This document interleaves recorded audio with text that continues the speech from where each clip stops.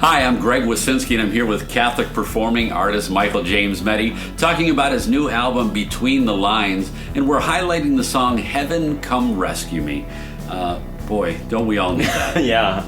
I mean, I think that so many times I just want to throw my hands up and just proclaim those words, whether it's from my knees or whether it's through tears.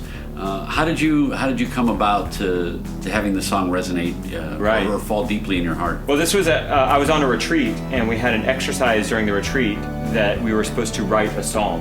Yeah. We were studying about the psalms and about the different emotions that were in there, and I was at a dark place in my life, and so I wrote the lyrics. I wrote the song in literally about 7 minutes. It all just came together, and it's a real vulnerable place. Heaven come rescue me, and it kind of has different voices of doubt throughout it. How could you just believe what your own eyes can't see? And it's designed to be a little bit cloudy and murky because that's the way life is. That is very rarely is the faith journey so clearly obvious. A lot of times we don't have complete information, and we have to rely on faith and trust in God.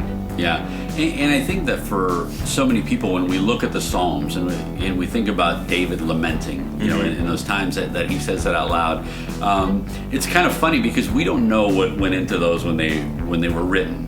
And as a writer, I think that everybody thinks that everything that I write or that you write takes months. Right. And if you tell them that, this took me about 10 minutes to write, it's kind of like, oh, well then I have to discredit that because you didn't put any thought into it. And it's like, no, you don't understand. It's like this flood. Yeah. And I think that any time that we lament, that there's just this pouring out of emotion.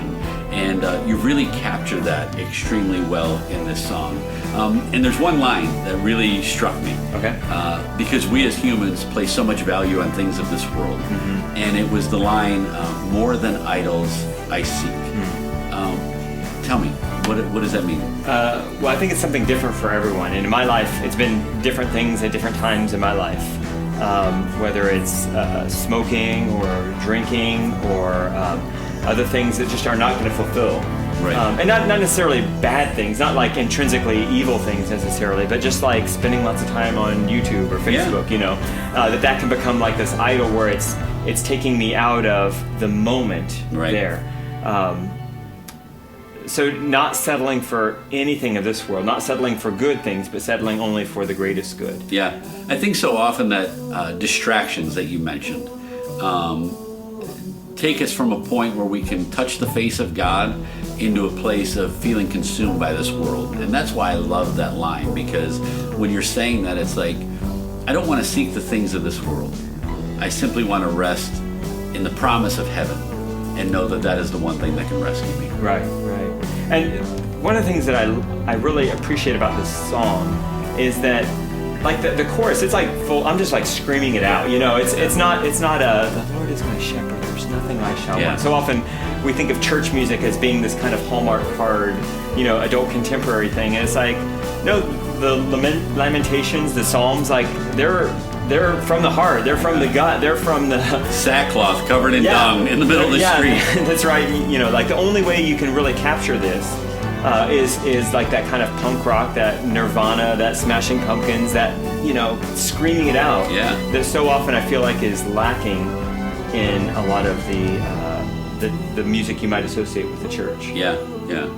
Well, I can tell you that it's certainly a song that in the times that you need to pour yourself out and to not look for the things of this world, but to seek to the one who offers you everything that you need. This is Heaven Come Rescue Me from Michael James Mette and the album Between the Lines.